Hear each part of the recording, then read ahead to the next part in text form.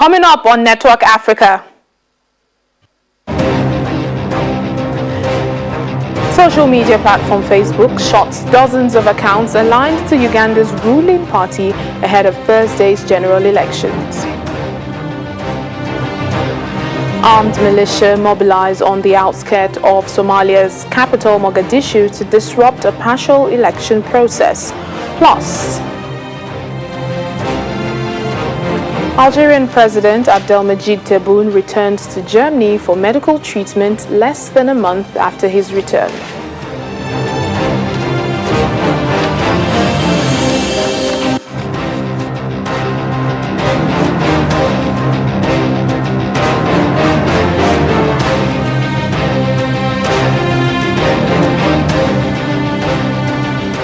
Hello and welcome to the program. I'm Layo Adegoke. Let's begin today by taking a look at some of the stories that made headlines over the weekend. South Africa continues to grapple with the COVID-19 pandemic as with many other nations. Medical resources have been hemorrhaged in hospitals in the Western Cape province as the country struggles with a second wave. With the second wave, the patients are a lot more sicker. There's more of them coming in to be admitted, to be referred, to be treated. We've seen a lot more positive cases with the second wave. This is a high-risk zone for COVID infection. We're doing the best that we can. There's COVID everywhere. The sharp increase is widely believed to have been driven by a new coronavirus variant, which scientists say is much more transmissible than the one first detected. Tanzania President John Magufuli met with visiting Chinese State Councilor and Foreign Minister Wang Yi. According to President Magufuli, the Chinese people have always been good friends and brothers of the Tanzanian people, adding that Tanzania is deeply grateful for the great help provided by the Chinese people in a struggle for national liberation and development. Magufuli also asked Wang to convey his greetings to Chinese President Xi Jinping. On Sunday, 6 park rangers were killed after an attack at the famous Virunga National Park in the east of Democratic Republic of Congo. Officials blamed the attack on a militia group known as Mai Mai, one of many that operate in the region. The rangers were ambushed while on foot patrol inside the park.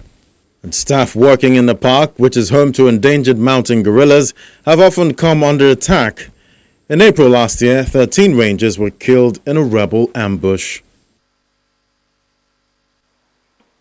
So our main stories for today. Ugandans on Thursday will vote in a presidential election that's pitting longtime leader Yoweri Museveni against 10 other candidates that include opposition leader Bobi Wine, a musician turned lawmaker. Now, in the run-up to January 14th, scores of opposition protesters have been killed during a campaign scarred by crackdowns on opposition rallies, which authorities say they contravene curbs on gatherings to stop the spread of COVID-19. Amid fears the presidential and legislative elections on January 14 could descend into violence, military personnel have been deployed across the capital Kampala to reinforce the police with columns of soldiers patrolling suburbs. At the age of 38, Bobi Wine is half of Museveni's age, and the singer, known for catchy protest songs, has attracted a large following amongst younger people in the East African country, where 80% of the population are under 30 and 2/3 unemployed. He inspired me to work hard and study so that I can excel, and I think in the future, Kyagulanyi Ssentamu is going to change many lives of Ugandans plus Africans at large. President Yoweri Museveni seized power in 1986 and has won every election since the first under his presidency in 1996, though they have been tarnished by the intimidation of opposition candidates as well as accusations of vote rigging. In campaigns, the 76-year-old trumpets his achievements in energy and transport, such as building hydropower dams, roads, and driving industrial expansion. His supporters agree with him. President Museveni has accomplished a lot of things. He's built roads and schools. Even this COVID-19 disease, people think that it does not exist, but President Museveni has tried to control it, and that is why we are doing well with containing it. I can assure you that President Museveni will win in Kampala.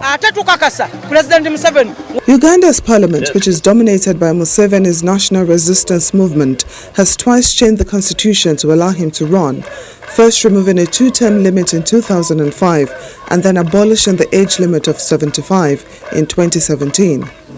Analysts say rampant unemployment, slowing economic growth, and surging public debt have fueled youth disaffection with Museveni's government, but Bobi Wine is tapping into that quite effectively. But clearly there is quite a lot of youthful discontent, which he's tapping into quite effectively, and it seems to be rattling the Museveni regime, if you judge by the kind of overreaction to his candidature, which is probably the most extreme reaction there's been to any opposition candidate in Ugandan politics. Wine, who grew up in Kampala's slum and whose real name is Robert Yagulanyi, has pledged to create 5 million jobs and reading graft that he says has drained resources that could be invested in public services and revive growth in a country of 46 million people. Since campaigning began in November, security forces have repeatedly broken up Wine's rallies with tear gas, rubber bullets, beatings and detentions. Wine has been arrested multiple times and now campaigns in a helmet and flak jacket. The military has blocked us. Meanwhile, the UN Human Rights Office is raising concern over the human rights situation ahead of elections in Uganda. While speaking to reporters in Geneva, OHCHR spokesperson Ravina Shamdasani says her office is deeply concerned about the situation and the challenges it may pose, not only for voting day itself, but also for the post-electoral period. We are deeply concerned by the deteriorating human rights situation in Uganda ahead of the parliamentary and presidential elections that are scheduled for the 14th of January, and the challenges that this situation may pose not only for voting day itself, but for the post-electoral period. In the run-up to the election, numerous human rights violations have been reported, including of the rights to freedom of expression, peaceful assembly, and participation, as well as arbitrary deprivation of life, arbitrary arrest and detention, and torture. Between 18 and 20th November, at least 54 people were killed during riots and protests in at least 7 districts across the country over the arrest and detention of 2 opposition presidential candidates, Robert Kyagulanyi, who is also known as Bobi Wine, and Patrick Oboy Amuriat, and members of his political of the political opposition. Now, human rights law, under certain circumstances, may allow for restrictions to mass gatherings and physical campaigning for public health reasons. However, we've increasingly observed that the COVID-19 restrictions have been enforced more strictly to curtail opposition electoral campaign activities in a discriminatory fashion. We call on the Ugandan authorities to protect the rights to freedom of expression and peaceful assembly, and to ensure a free and peaceful election process that guarantees the right of the people of Uganda to participate in their country's public affairs, including by taking measures to prevent instances of electoral violence. In the meantime, social media company Facebook has shut down dozens of accounts aligned to Uganda's ruling party, National Resistance Movement, NRM. The tech giant accused the accounts of seeking to manipulate public debate ahead of Thursday's general elections. However, an aide to President Yoweri Museveni says both Facebook and Twitter are being opponents of NRM. According to Don Wanyama, the Uganda Communications Commission is expected to act and ensure a level playing field for all.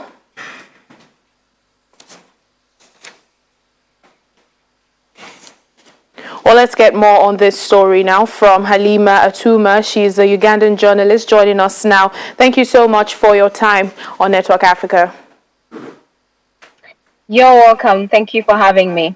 Now, Halima, talk us through what the mood is like today in Uganda, even as, citizens prepare for Thursday. Well, I think there's a lot of anxiety. There's a lot of fear among Ugandans. There's also a lot of hope and excitement. And if I can just elaborate on this, I was on a border, what we call a border here in Kampala this afternoon, and my border rider asked me what I am still doing in Kampala, and that is the kind of fear that has been created.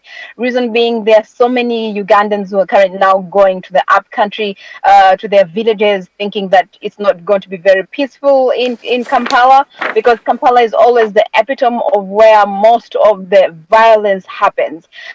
We know that there's been several camps of armies and police officers being trained ahead of these elections. The government has recruited very many more special police constables just to man the elections. There's a lot of heavy deployment. If you walk around the streets of Kampala right now, you will find long lines of about 12, 13 or 15 soldiers just walking around manning the streets. So when people see this, there's a lot of fear for many of Ugandans, but also if we know that the internet is currently now almost being shut down. If you go on Facebook, we can barely play video online, and it's because the government has shut down that.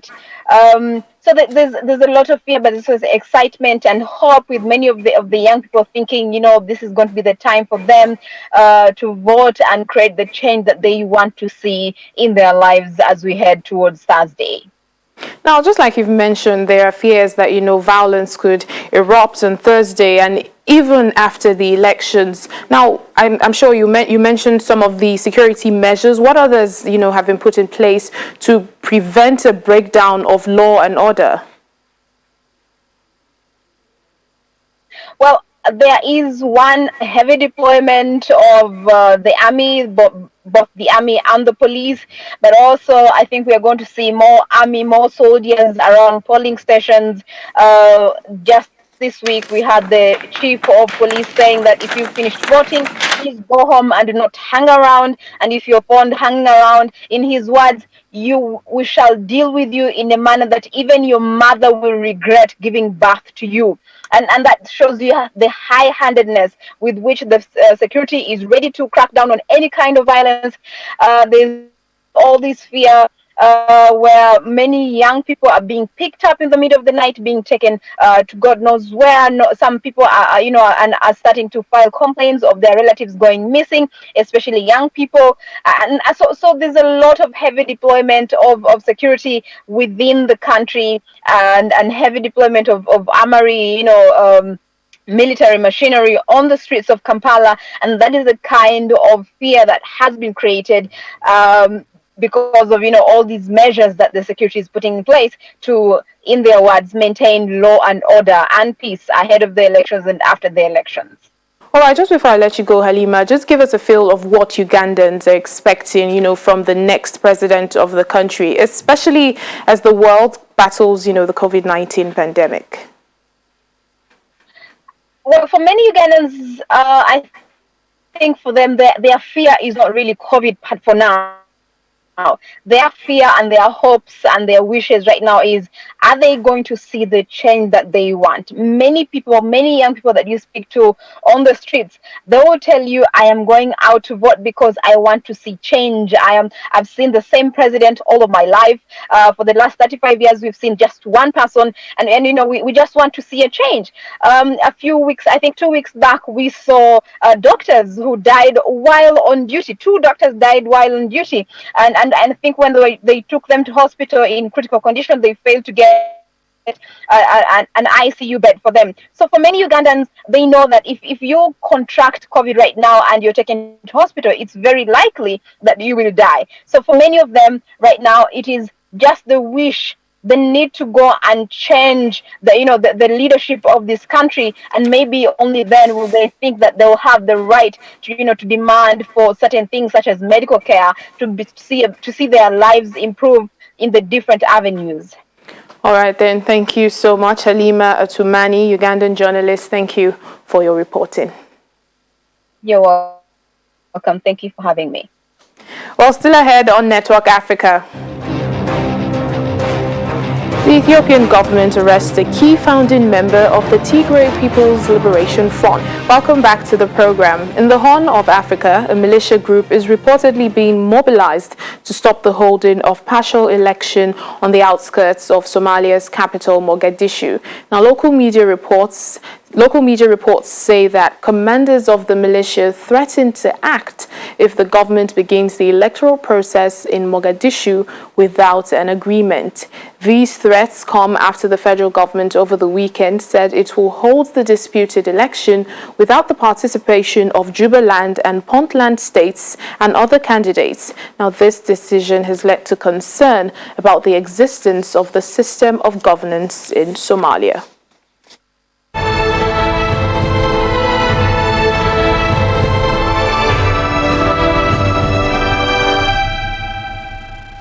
The island nation of Seychelles has begun vaccinating its population against coronavirus. It's the second African nation to do so after Guinea, which acquired limited doses of the Russia's Sputnik V vaccine last month.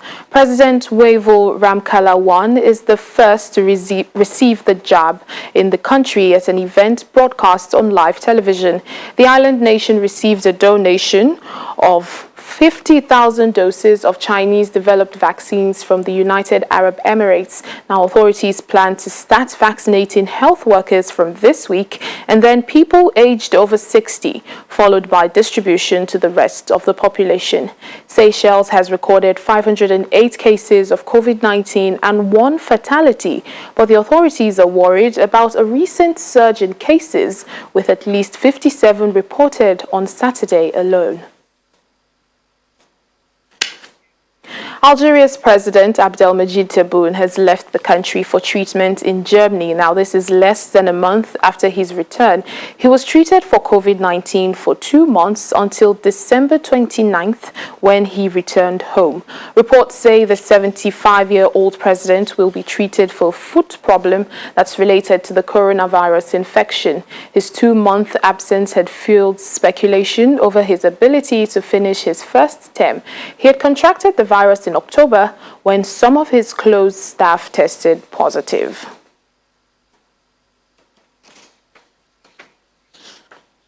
Well, moving on to Ethiopia, where the government says it has arrested an important founding member of the Tigray People's Liberation Front, TPLF. The Ministry of Defense says Sebat Nega, who is now in his 80s, was found hiding in a remote area of Tigray. Since early November, Ethiopia's military has been fighting the TPLF, which used to govern the region. Last Thursday, the military said several other senior TPLF members had been killed or arrested. Now, the United Nations has described the humanitarian situation in Tigray as dire, with 1.3 million people in need of aid as a result of the conflict.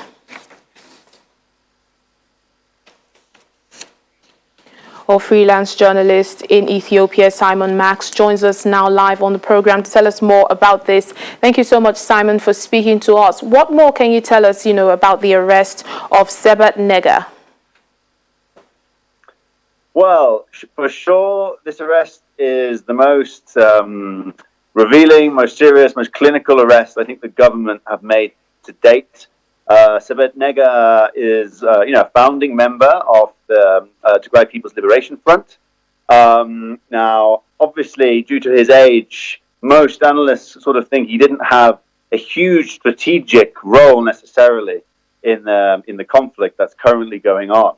But for sure, symbolically, he's a huge win for the government in their war against the Tigrayans and the party up there. They've also arrested several other key people. The main one, I think, is Abraham Tekeste, who is the deputy chairman of the region. He also doubled up as regional finance minister. So he controlled a lot of the money. On the political side, he's a huge arrest for the government. Now, as military, operations continue, the UN is warning of a dire situation in humanitarian conditions. Now, what is the Ethiopian government, doing to alleviate the sufferings of civilians, trapped in Tigray? Well, the government's ability to supply the necessary amount of aid, both medical and food, is limited. I mean, they have delivered some to parts of the region that they control. However, humanitarian workers, UN agencies who I'm speaking to here, they all say that there is a dire need for food. There's reports of people begging in the streets. There's hundreds of thousands of displaced people with no access to food, in some cases water even. And there's still no access for anyone independent to get up there and confirm and see what the reality is on the ground. So there were 2 UN missions in late December, which came back and reported a very serious situation. But even they weren't allowed to get to some of the more remote areas, which are still being contested by the 2 sides. So, to come back briefly to these arrests, while there's been arrests, it hasn't necessarily resulted in the fighting calming, especially in some of these rural areas. Concerning these arrests, now those that have been arrested, what do we know, awaits them? That's a big question. Many of them, so there's been several, there was been 9 key arrests about a few days ago, followed by more in the last 48 hours. Most of them now have arrived in the capital, Addis Ababa, and should, in theory, have a trial. So it's going to be very interesting to see whether they get a fair trial. Many of these officials were technocrats. It'll be interesting to see what evidence is presented to show that they were actually involved in anything criminal. All right, then. Thank you so much, Simon Max, freelance journalist in Ethiopia. Thank you for your time.